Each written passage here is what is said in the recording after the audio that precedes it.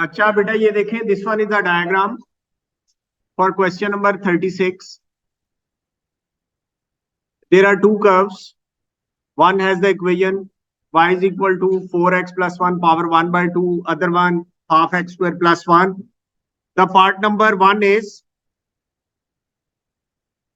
find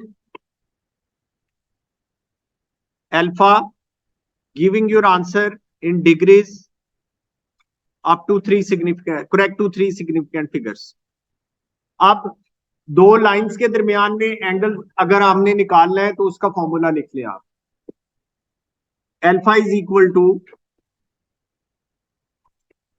tan inverse angle between two lines. Alpha is equal to tan inverse m1 minus m2 over 1 plus m1 m2. 1 plus m1 m2 ये इसका formula है और इस पे modulus sign भी लगा हुआ है. इसका मतलब ये है कि after the calculation if the answer is negative आपने उसको पॉजिटिव में कन्वर्ट करना है. आप ये देखें कि m1 is the gradient of line 1,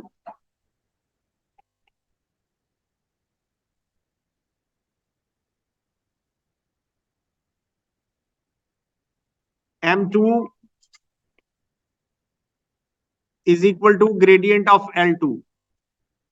आप ये देखें कि to find out the gradient in this case the lines are the tangent lines and we can find out the gradient of the tangent line with the help of dy by dx. तो हम इनके derivatives find out करते हैं.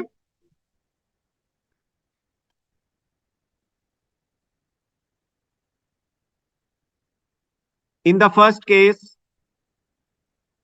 y dash is equal to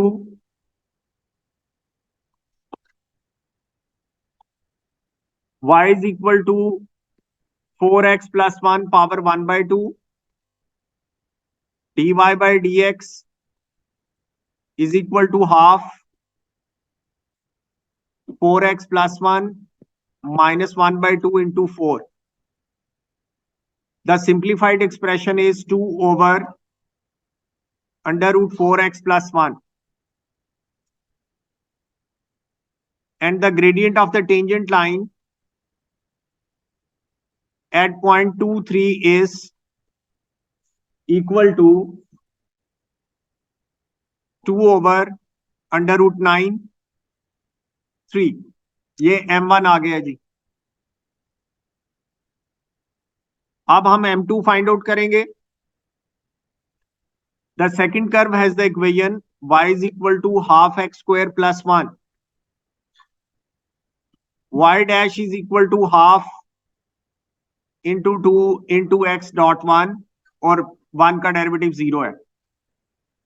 अब y dash में आप 0.23 put कर दें तो आपके पास आंसर आ जाएगा 2. ये m2 आ गया. m1 इज इक्वल टू हमारे पास आया जी 2/3 और m2 है 2. ये हम वैल्यूज पुट कर देते हैं इस फॉर्मूला के अंदर.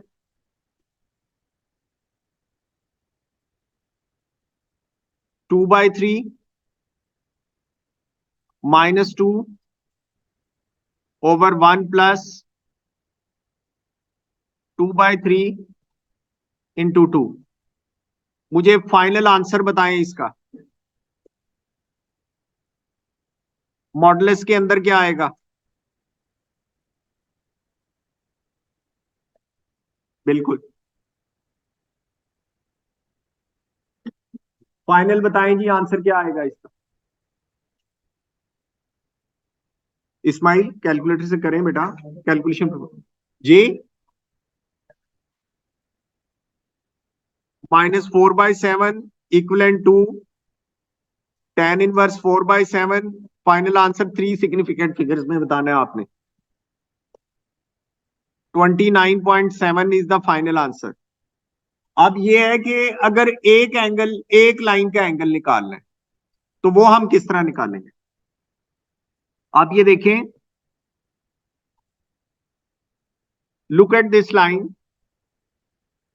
The equation of this line is 2x plus 3. We want to find out the angle of this line with x-axis. With x-axis. आप ये देखें कि अगर यहां पर हम ट्राइंगल बनाएं ग्रेडियंट के लिए, तो ये एंगल भी थीटा बनता है पैरेलल लाइंस के दरमियान में। तहरीन समझ आई है? एंगल थीटा बनेगा कि नहीं, क्योंकि पैरेलल लाइंस हैं, दोनों हॉरिजॉन्टल है। अब gradient is 2/1, rise over run, rise is 2, run is 1। तो यहां पर आप tan थीटा लगा लेंगे। tan थीटा क्या आ जाएगा? 2/1 theta is equal to tan inverse 2, कितना बनता है? 63.4 degrees is the angle of this line with X axis. यानी कि जो tan थीटा है वो क्या है? राइज ओवर रन बनता है कि नहीं बनता इस केस में? जैन बनता है। तो m is equal to tan theta होता है, ये याद रखना। m is equal to tan theta है।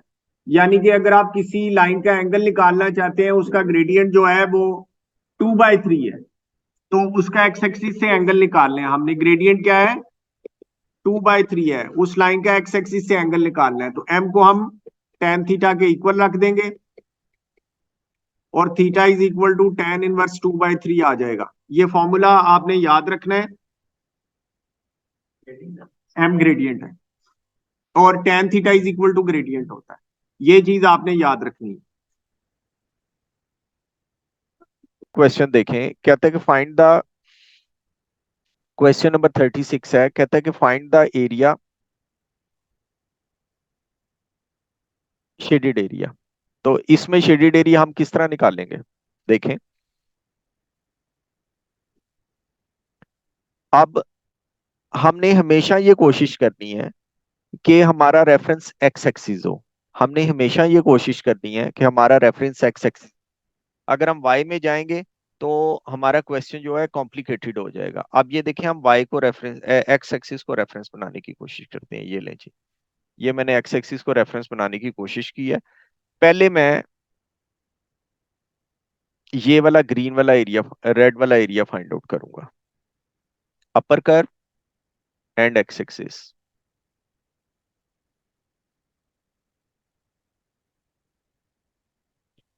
उसके बाद ये मैं ब्लू वाला एरिया फाइंड आउट करूंगा,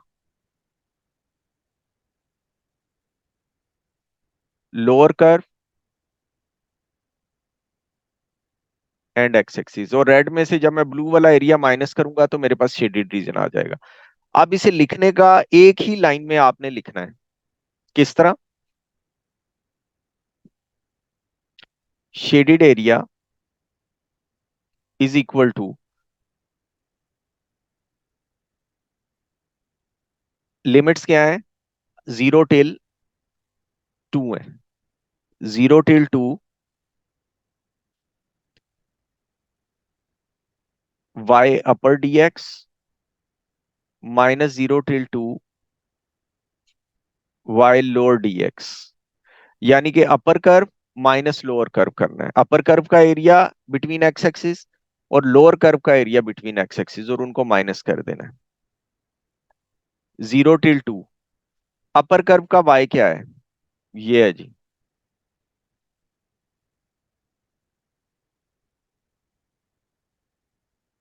माइनस लोअर कर्व का y क्या है? ये जी ½ x² + 1।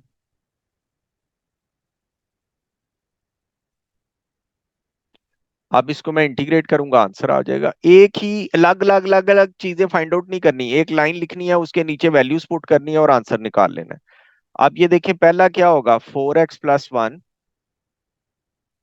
पावर में एक ऐड करेंगे, न्यू पावर से डिवाइड करेंगे, बेस के डेरिवेटिव से डिवाइड करेंगे, 0 till 2 माइनस, ये हो जाएगा ½ x3/3 + x 0 टिल 2। पहले मैं सॉल्व कर लूंगा। ये नीचे क्या बन जाएगा, 6। 2 4 से कैंसिल हो जाएगा, नीचे 6 बन जाएगा, यानी कि 1/6 4x + 1 power 3/2 minus 1/6 x3 + x 0 till 2। इधर भी लिमिट लगेगी 0 टिल 2।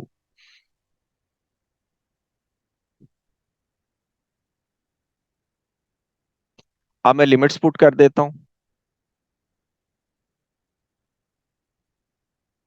पहले 2 पुट करें, ये बन जाएगा 9 पावर 3/2। 0 पुट करें, ये बन जाएगा 1 पावर 3/2 माइनस 2 पुट करें, 1/6 इंटू 8 + 2। ये माइनस बाहर भी है, इसलिए यहां पर ब्रैकेट लगा लें। -0 -0 आ जाएगा। 0 इसमें पुट होगा, 0 इसमें पुट हुआ 0। अब ये बन गया 1/6 27 -1 माइनस 4/3 + 2 कितना होता है,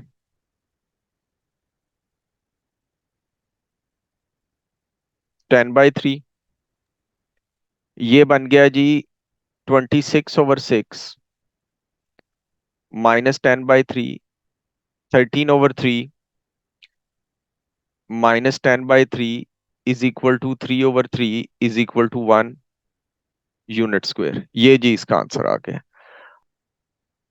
Question number 15 is a curve has the equation y is equal to f of x and it is given that its derivative दिया हुआ है उसमें। The point A is the only point on the curve at which the gradient is -1. Gradient क्या होता है, dy by dx। dy by dx उसने -1 दिया हो। f डैश को हम -1 रखते हैं। f डैश क्या होता है, dy by dx। Gradient of tangent line होता है या ग्रेडियंट भी कहते हैं।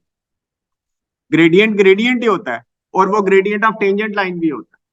अब उसने बताया हुआ है ग्रेडियंट इज इक्वल टू -1।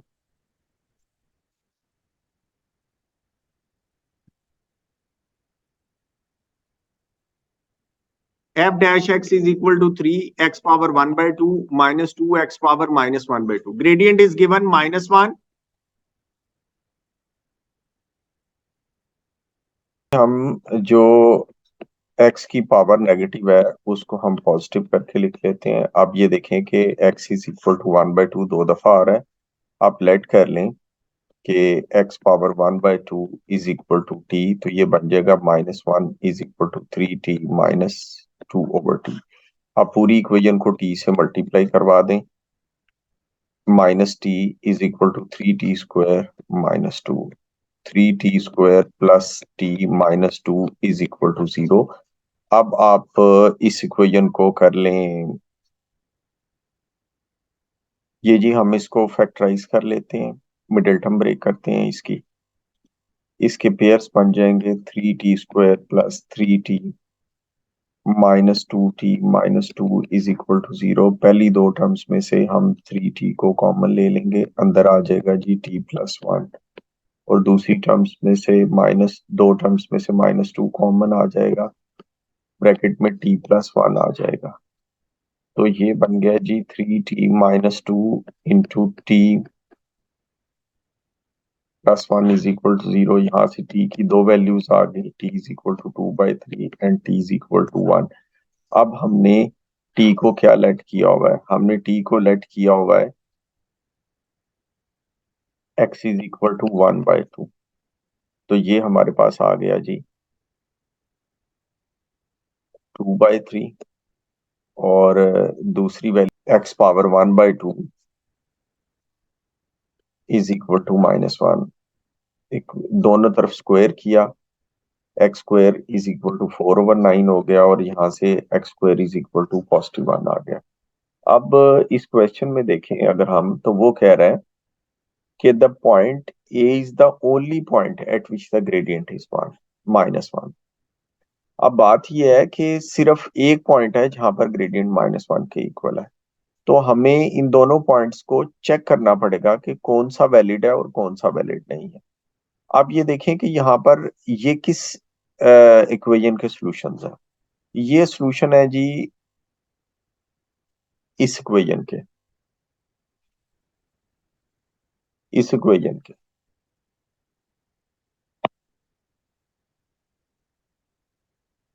इस इक्वेशन के सॉल्यूशन है।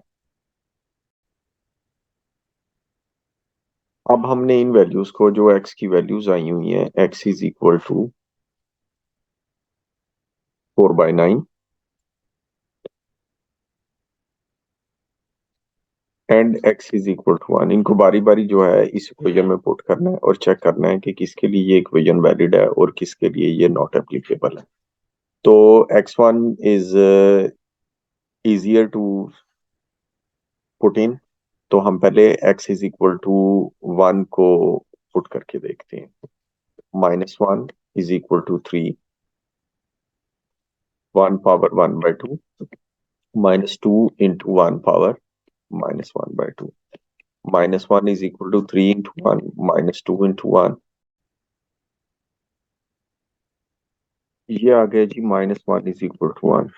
आप ये देख सकते हैं कि for this value of x this equation is not valid, ये सेटिस्फाई नहीं कर रही इसकी, तो ये x की वैल्यू जो है नॉट एप्लीकेबल है, and this one is the only value of x and is the x coordinate of point A।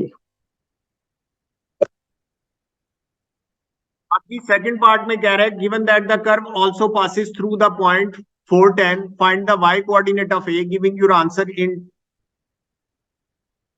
As a fraction. आप ये देखिए कि y कोऑर्डिनेट निकालने के लिए हमारे पास y की इक्वेशन होनी चाहिए। हम इसको इंटीग्रेट करेंगे, जो डेरिवेटिव दिया हुआ है हमारे पास y की इक्वेशन आ जाएगी। dy by dx is equal to 3x power 1/2 minus 2x power -1/2 dy 3x power 1/2 minus 2x power -1/2 dx, दोनों तरफ इंटीग्रेशन साइन लगाया, y is equal to 3 x power 3/2 3/2 minus 2 x power 1/2 1/2 plus c, y is equal to 2x power 3/2 minus 4x power 1/2 plus c। 410 point is given, हम इसको put कर देते हैं। 10 is equal to 2, 4 power 3/2 minus 4, 4 power 1/2 plus c।